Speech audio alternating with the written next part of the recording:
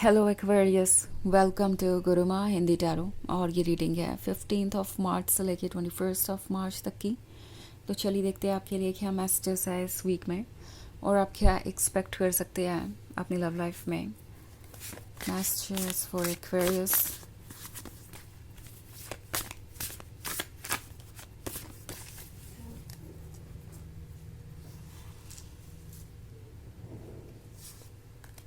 Nine of fire, 4 of earth,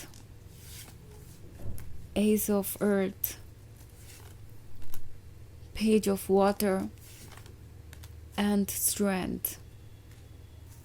okay, so हमारे पास है एस ऑफ अर्थ।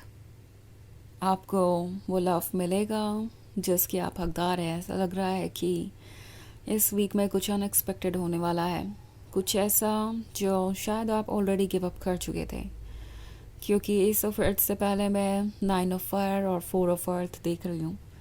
तो ये जो भी आपको ऑफ़र हो रहा है इस वीक में, उसे आपने यूं ही नहीं पाया, उसे अर्न किया है, उसके लिए एफ़र्ट किया है।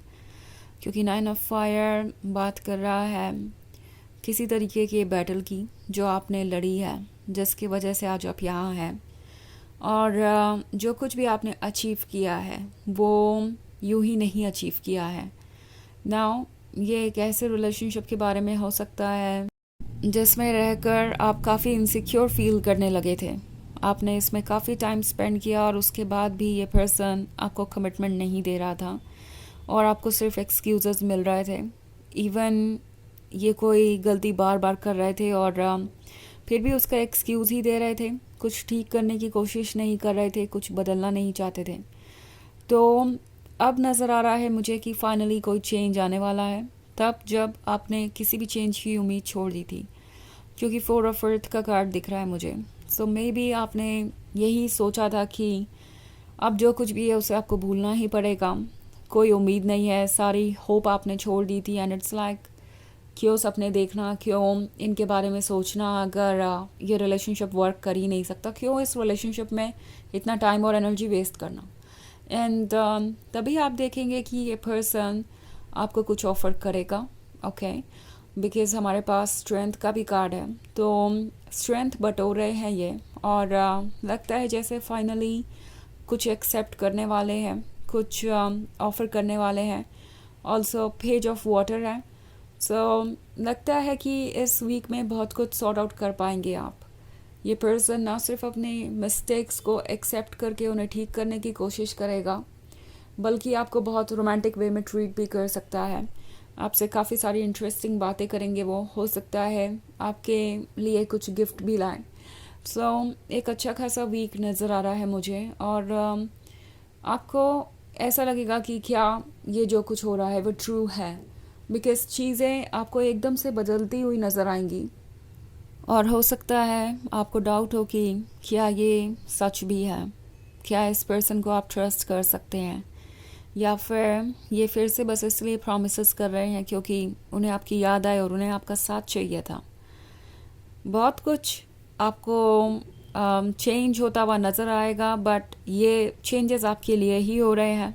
ओके, और ये जो सेपरेशन आया था, जिस चीज़ से भी आप गुजरे थे, वो एक रीज़न के वजह से ही था। ओके, ये एक्चुअली इस पर्सन को ये रियलाइज़ कराने के लिए था कि आप कितना इम्पोर्टेंट हैं और क्या डिज़र्व करते हैं। एंड ये पर्सन इस बात को अच्छी तरीके से समझ चुका है अब, तो ये इस रिलेशनशिप के लिए प्रिपेयर्ड है एंड इसीलिए ये रिलेशनशिप अब आगे बढ़ेगा। हालांकि ये एक जनरल रीडिंग है, तो ये सबसे रेजोनेट नहीं होगी, एनर्जी रिवर्स हो सकती है अगर आप क्रॉस वॉचर हैं। इसके अलावा अगर आप पिछले वीक की रीडिंग देखना चाहें या ईयरली रीडिंग देखना चाहें 2025 की, तो उसका लिंक आपको डिस्क्रिप्शन बॉक्स में मिल जाएगा हमेशा की तरह। तो चलिए आगे बढ़ते हैं और देखते हैं और क्या मैसेजेस हैं आपके लिए।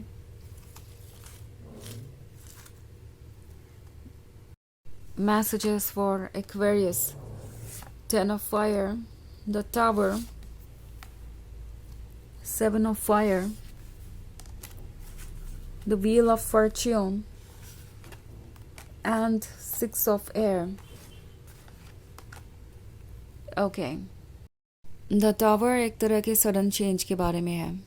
ओके, ये पर्सन लगता है जैसे आपसे दूर जाकर बिल्कुल भी खुश नहीं था, क्योंकि मैं 10 ऑफ फायर का कार्ड देख रही हूँ।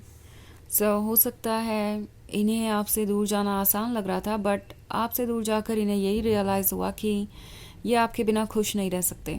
ऑल्सो उन्होंने ये भी रियलाइज़ किया कि आप कितना बोझ कैरी कर रहे थे इस रिलेशनशिप को कंटिन्यू करने के लिए। ऑल्सो उन्हें एक और बात रियलाइज़ हुई है कि अगर वो आपको इसी तरीके से पुश करते रहेंगे एज तक, इसी तरीके से सब कुछ आपसे ही एक्सपेक्ट करेंगे, तो कुछ भी वर्क नहीं करेगा। इनिशियल आइडिया ये था कि शायद वो आपको रिप्लेस कर सकते हैं, आपसे कोई बेहतर मिल सकता है उन्हें, और इन्हें द टावर मूवमेंट की कोई परवाह नहीं थी। But the wheel of Fortune है, तो ये पर्सन ये रियलाइज़ कर रहा है कि उन्हें अपने अंदर बैलेंस अचीव करने की ज़रूरत है। बिकॉज़ अगर वो ये सेल्फ वर्क नहीं करेंगे तो डेफिनेटली अकेले रह जाएंगे, और वो आपको लूज़ नहीं करना चाहते। उन्हें पता है कि अगर उनके अंदर ये प्रॉब्लम्स रहती हैं तो आगे भी कोई रिलेशनशिप वर्क नहीं करेगा। सो प्रॉब्लम आप नहीं है, प्रॉब्लम उनके अंदर है। उन्हें ये बात रियलाइज़ हो रही है। ऑल्सो 6 ऑफ एयर उन्हें ट्रुथ दिखा चुका है कि जो भी उन्हें अपने लिए बेहतर लग रहा था उनके लिए वो कहीं से भी बेहतर नहीं है। ऑल्सो 7 ऑफ फायर का कार्ड है, तो ये है अपने अंदर के डीमंस से लड़ने के बारे में, अपनी इनसिक्योरिटी, अपने फियर्स से लड़ने के बारे में, और ये पर्सन वही करने की कोशिश कर रहा है। ओके, इनके लिए ये आसान नहीं है, बट फिर भी ये पर्सन ये अचीव कर सकता है। उन्हें ऐसा लगता है कि उन्हें गिव अप नहीं करना चाहिए। इसी वजह से ये एक बार फिर आपके लाइफ में आएंगे, और आप चाहें तो इस रिलेशनशिप को कंटिन्यू कर सकते हैं। यूनिवर्स आपको ये चॉइस दे रहा है, तो चलिए देखते हैं आपके लिए ओरेकल मैसेज क्या है। मैसेजेस फॉर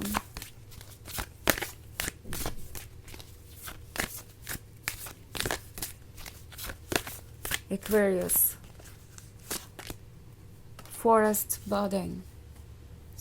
फॉरेस्ट बार्डिंग आपसे कह रहा है कि इस वक्त अपने अंदर के नेचर से कनेक्ट होना ज़रूरी है, बिकॉज़ ये नेचर ही आपको प्रोटेक्ट करेगी किसी भी तरीके की सैड फीलिंग से।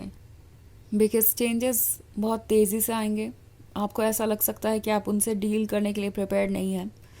तो बेहतर होगा कि आप चीज़ों को एनालाइज करें और 10 ऑफ फायर वाली सिचुएशन से खुद को बाहर लाएं। ओके, अपना टाइम लीजिए। जस्ट बिकॉज कोई आपको कुछ ऑफ़र कर रहा है, इसका मतलब ये नहीं है कि आपको उसी समय उन ऑफ़र्स को एक्सेप्ट करने की ज़रूरत है। ओके, तो ये है रीडिंग इस वीक की।